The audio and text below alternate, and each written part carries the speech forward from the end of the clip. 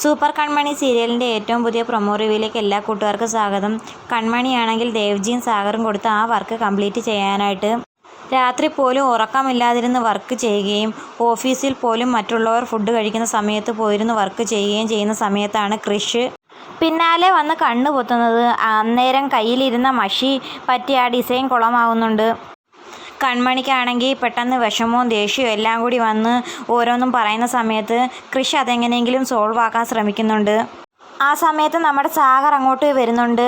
കൺമണിയാണെങ്കിൽ ഇന്ന് design complete ചെയ്യാമെന്നാണ് പറഞ്ഞിരിക്കുന്നത്.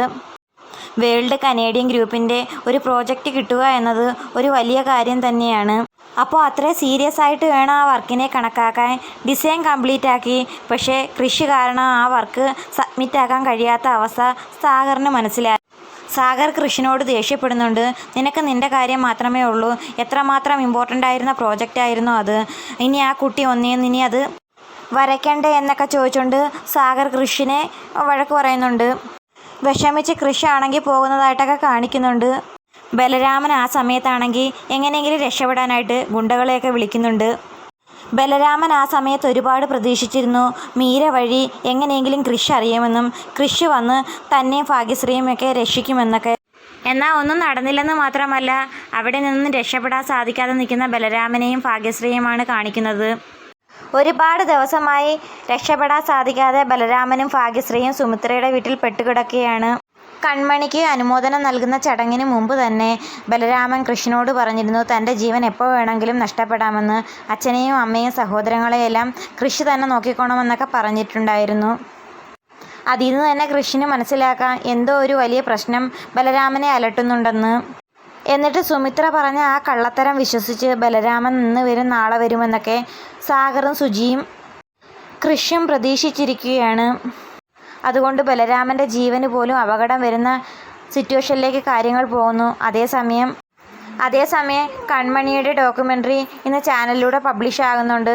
അത് കാണാനായിട്ട് TV വന്ന് ഓൺ ചെയ്യുന്നുണ്ട് ധനലക്ഷ്മി. അന്നേരം ഗോകുൽ വന്ന് ചോദിക്കുന്നുണ്ട് പ്രോഗ്രാം തുടങ്ങിയോ അമ്മ എന്ന്. ഇല്ല മോനെ, ഇട്ട് നോക്കാമെന്ന് പറയുന്നുണ്ട്. പിന്നീട് എല്ലാവരും ഇരുന്ന് പ്രോഗ്രാം കാണുന്നതാണ് കാണിക്കുന്നത്.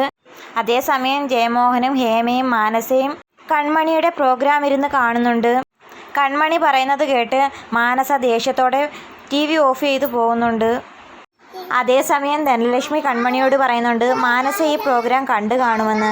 മാനസ കാണട്ടെ, എൻ്റെ കൺമണിയുടെ വിലയൊന്ന് മനസ്സിലാക്കട്ടെ എന്നൊക്കെ പറയുന്ന സമയത്ത് ശ്രീനിവാസനും കൺമണിയുമൊക്കെ ആകെ ഞെട്ടി നിൽക്കുകയാണ്. ധനലക്ഷ്മിക്ക് ഇത്രയും സ്നേഹം കൺമണിയോടുണ്ടോ?